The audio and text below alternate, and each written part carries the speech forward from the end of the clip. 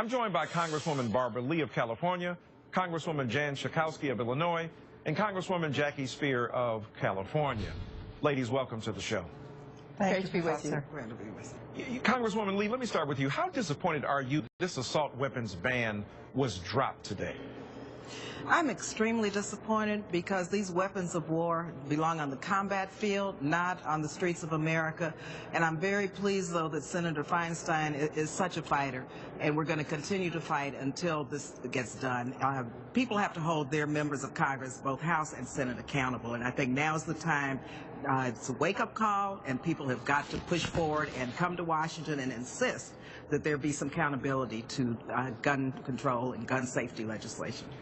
Congresswoman Schakowsky, in light of what Congresswoman Lee has said in terms of holding people responsible, do we hold Congresspeople responsible for giving in to and abdicating the fight to the NRA? Has the NRA really won this fight?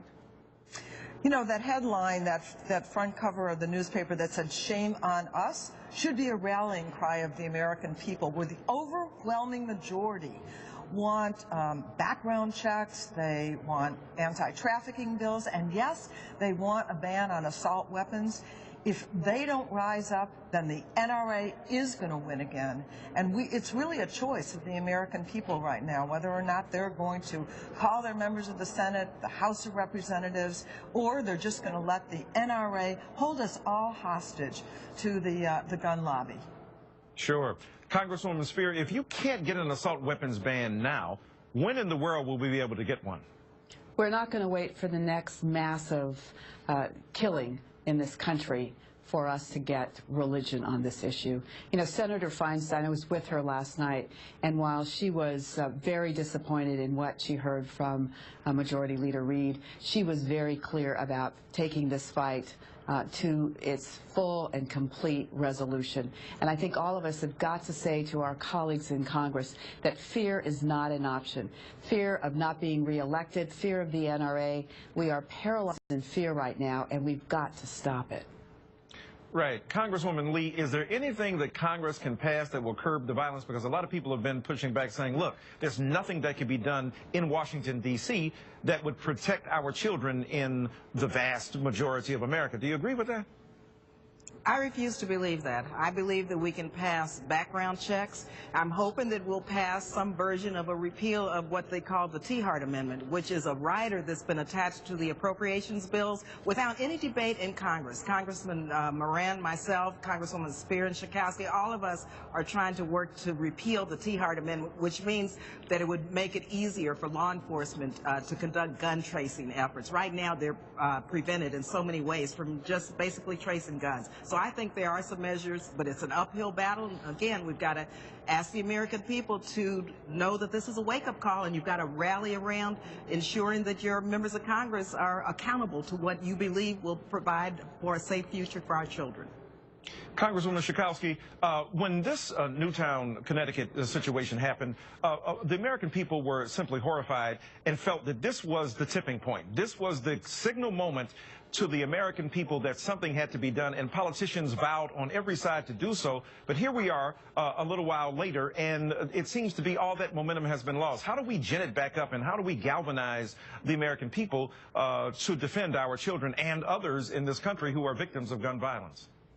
Oh, I don't think that the battle is over by any means, and I don't believe that the enthusiasm is gone. Almost every day I'm part of some kind of a meeting or conference call on ending gun violence and passing this legislation.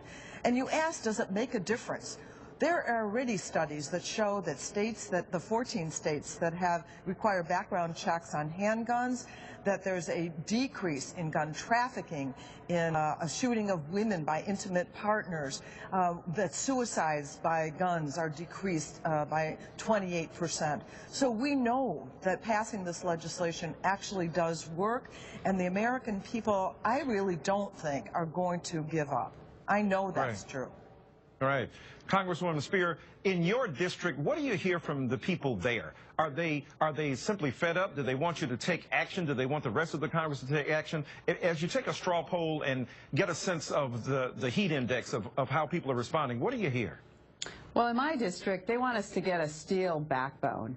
they want us to speak on behalf of the people and not the NRA. I did a gun buyback in my district just a few weeks ago. It's the second lowest crime rate in the state. And we collected 685 guns, 24 assault weapons, magazines, and silencers, and one street sweeper. And if that's the kind of guns that are in our communities, it's time to rethink whether or not we need them in our homes. And as Jan Schakowsky had said, there's a higher incidence of gun violence in homes when you have a gun. You're more likely to be killed by an intimate partner than you are by a stranger. And I had a number of people who said to me, I asked them, why are you coming here and why are you giving up your guns? She said, you know, I've got small kids. This was something that came to me from my grandfather or uncle. I don't need it anymore. And I think we're all rethinking whether or not we need guns in our homes. To all three of you distinguished ladies, let me ask you this question. Do you talk with your Republican colleagues about this issue? Do they say they really believe they don't think we need to do something after the horrific tragedy in Newtown? Well, let me just say that I think it's at their peril that they ignore this issue. 91% of Americans say that they want universal background checks. It's pretty hard to resist that. And I also want to say, Professor, I know there's a gender gap, that moms all over this country who identify as Republicans, Democrats, or independents don't want to be fearful when their children go to school or to the movies and are ready to rise up and demand that we do something about this. There's an organization called Moms Demand Action. They were up here several weeks ago in Washington, D.C. Phenomenal women who came together to organize after the tragedy in Newtown. And believe you me, these were Republican, Independent, and Democratic women. And they're on the march. They're going to make sure that action is taken in the Congress. And they have to hold their representatives, once again, we have to hold our representatives accountable, Republicans, Democrats, and Independents. And so as we talk to Republicans, you know, they may be a little reticent to move forward. They don't want to do it. Of course, as Congresswoman Schakowsky said, the gun lobby is alive and well. But believe you me, the power of the people and the voices of the people, I think, will ultimately prevail. I also think that we should demand that a vote takes place on the House floor, demand that votes take place on the Senate floor. No one should be somehow cushioned from having to take a stand on this issue. And the Connecticut effect, which is what the NRA talked about, we're going to wait until the Connecticut effect wears off. That's what's happened in their mind, and we can't let that happen. We can't let the 20 little coffins that passed through that town and the 6 adults who lost their lives be lost for no reason. We must act on this issue, and we've got to keep it alive. But here's the real question. Tell our viewers, because I don't think they know, do you in Congress who work with each other see each other every day? Do you have discussions with Republicans about this issue at all? Is there a kind of daily transaction between you all? Not really. Well, I think you're hearing kind of a silence in response to that question, because there really hasn't been across the aisle conversations about guns. I know that there are some Republicans that if they had their druthers would actually vote as the NRA and would stand up for the people in their district. We're hoping that they will find courage from the people who are contacting them. I hope they're hearing from them every day. If they're not, shame on the people in the district that want the bills passed. Let me ask you this. What about in social situations? You all must have a drink of coffee, of tea, of espresso.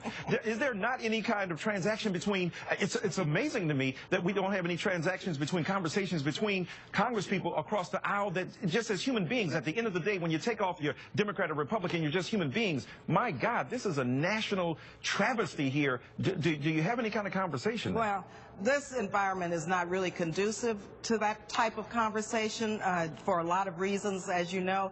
And I think the real debate is going to begin when some of these bills begin to be debated in the Congress. We have a gun task force here on our side.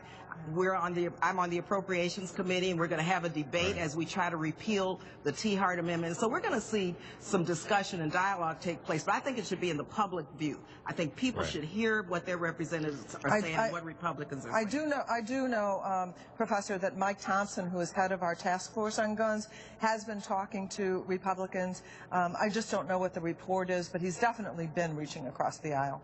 Right, right. No, I have no doubt that you're reaching across the aisle. I hope that something's coming back besides a fist, maybe some conversation, some words that can heal the nation. I hope so.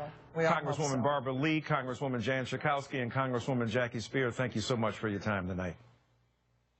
Remember to answer tonight's question.